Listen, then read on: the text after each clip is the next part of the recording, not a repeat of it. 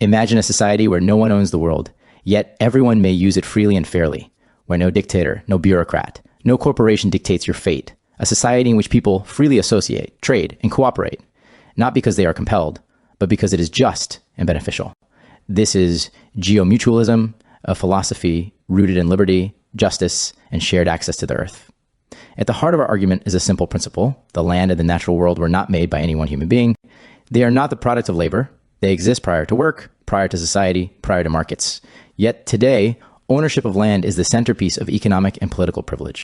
A handful of people can, by title alone, exclude the rest of us from vast swaths of territory and then collect rent not from effort or creation, but from mere possession.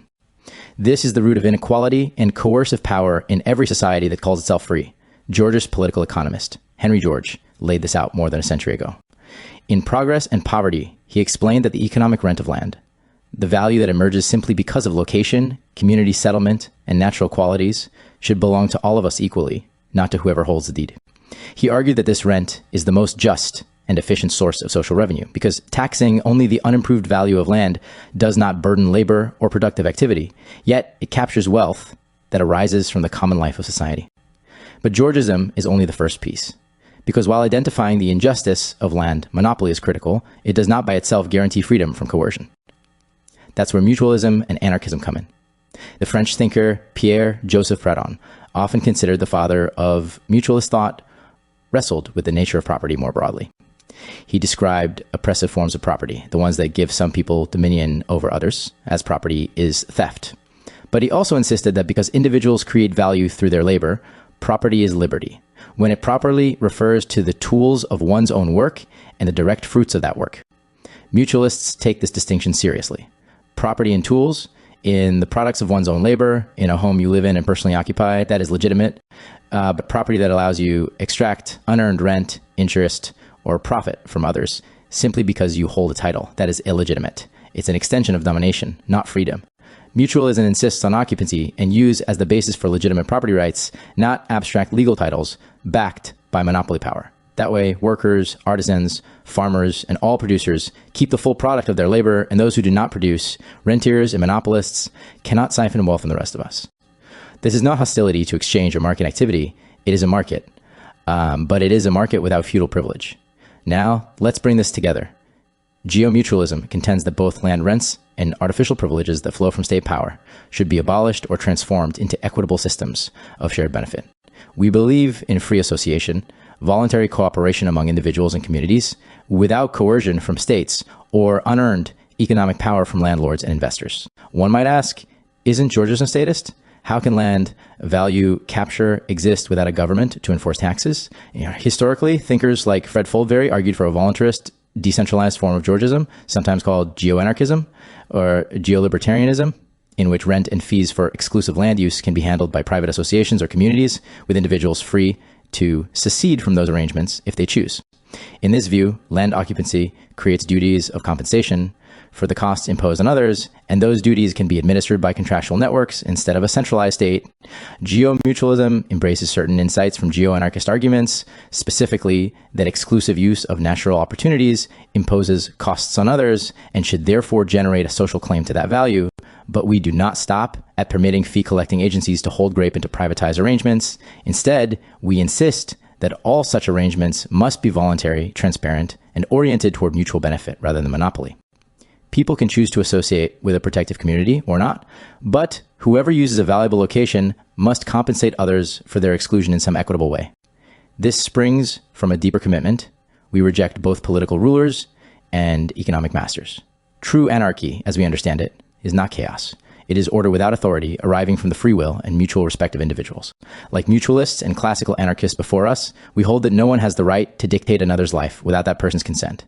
States enforce privilege with violence. Markets loaded with privilege enforce hierarchy through structural dependency.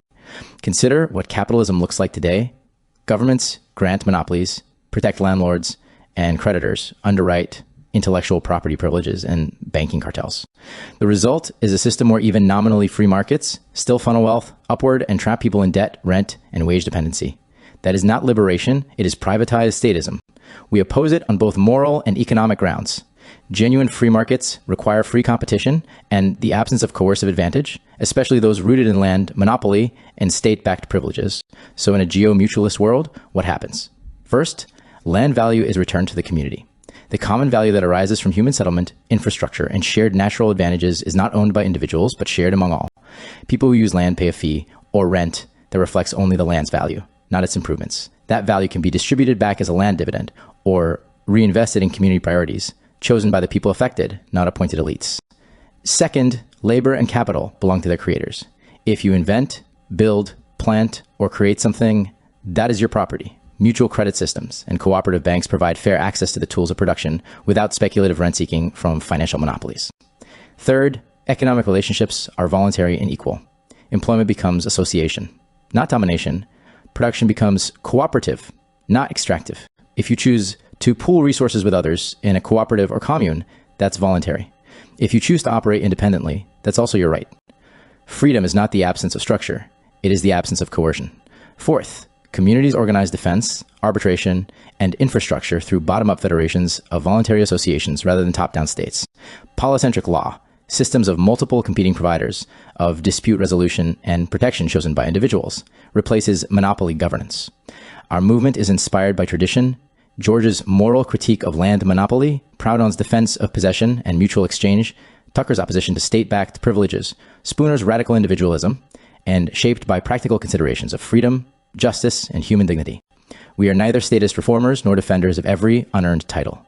We seek liberous equality, freedom paired with fairness. Make no mistake, this is not a call for a new elite, a new ruling class, or a new state machinery disguised as progress.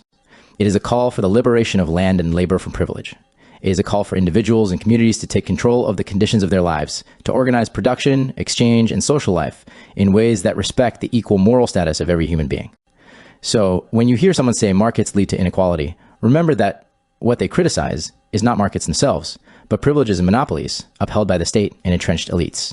Free markets without privilege, markets grounded in mutual respect, equal access to natural opportunities, shared rent, and voluntary association are not only compatible with justice, they require it. GeoMutualism calls us to a future where land is used, not hoarded, where wealth is earned, not extracted, where association is voluntary and equality is real. If that is a dream, let us be dreamers who build, not just dreamers who sleep.